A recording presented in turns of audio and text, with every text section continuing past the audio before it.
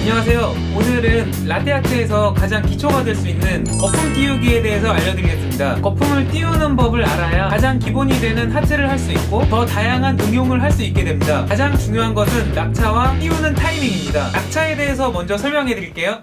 낙차는 피처 주둥이에서 떨어지는 우유와 컵 안에 있는 커피 표면의 높낮이 차이입니다. 낙차가 높은 것은 5cm 정도의 높이고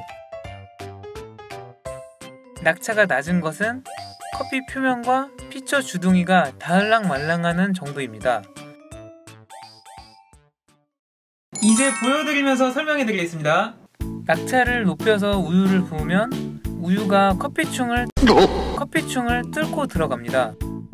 주로 커피와 우유를 섞는 과정에서 낙차를 높여서 합니다. 낙차를 낮춰서 피처 주둥이를 커피 표면에 닿을랑말랑하면 거품이 띄어집니다.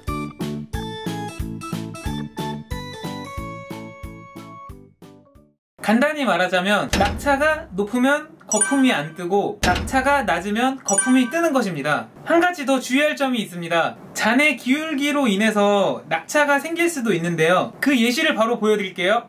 잔을 기울이지 않으면 피처 주둥이가 커피 표면에 가까워질 수 없어서 거품이 잘 뜨지 않습니다.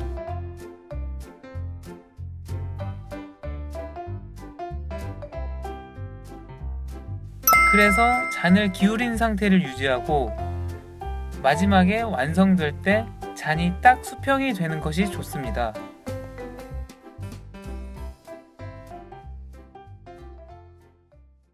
그래서 잔을 든 손과 피처를 든 손, 양손으로 라떼아트를 한다고 생각하셔야 됩니다. 여러분은 이제 낙차에 대해서 알게 되었는데요. 다음으로 띄우는 타이밍에 대해서 알려드리겠습니다. 커피와 스팀 우유를 믹싱하고 나서 시간이 지나면 우유 거품이 라떼 표면으로 올라오고 굳게 됩니다.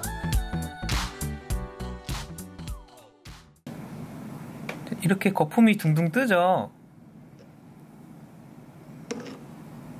거품이 굳고 나서는 거품을 띄우기가 어렵습니다. 그래서 믹싱을 한 뒤 시간 지체를 하지 말고 바로 거품을 띄워주셔야 합니다. 안 좋은 예시를 바로 보여드릴게요. 먼저 혼합을 해주겠습니다.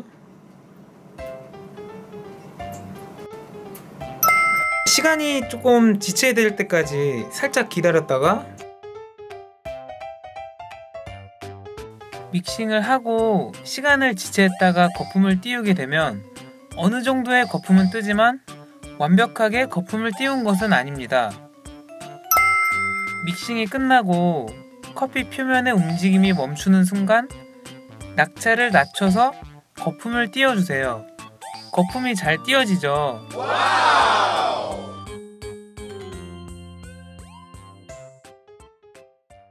다시 한번 세 가지의 포인트를 정리하자면 낙차의 높낮이를 이해하고 해야 하는 것, 잔의 기울인 정도에 따라서 의도치 않게 낙차가 생기는 것, 믹싱을 하자마자 커피 표면이 굳기 전에 띄워주는 것입니다. 이렇게 해도 안 되시는 분들을 위해서 한 가지 더 알려드리겠습니다. 먼저 간단한 설명을 드릴게요. 테이블에 잔을 아예 대고 연습을 해보세요. 그리고 하실 때 피처 주둥이 밑부분을 잔에 완전히 닿게 해서 거품을 띄워보세요. 이렇게 대고 하면 좀 더 안정감이 있기 때문에 초보자들이 연습하기에 매우 좋습니다. 잔은 테이블 바닥에 대고 위태로운 느낌으로 기울여 주신 후 높은 낙차로 잔을 어느 정도 채워줍니다. 피처 주둥이 아랫부분이 잔에 닿게 해서 거품을 띄워줍니다. 이때 잔은 커피가 흐르지 않을 정도로 계속해서 최대한 기울임을 유지합니다.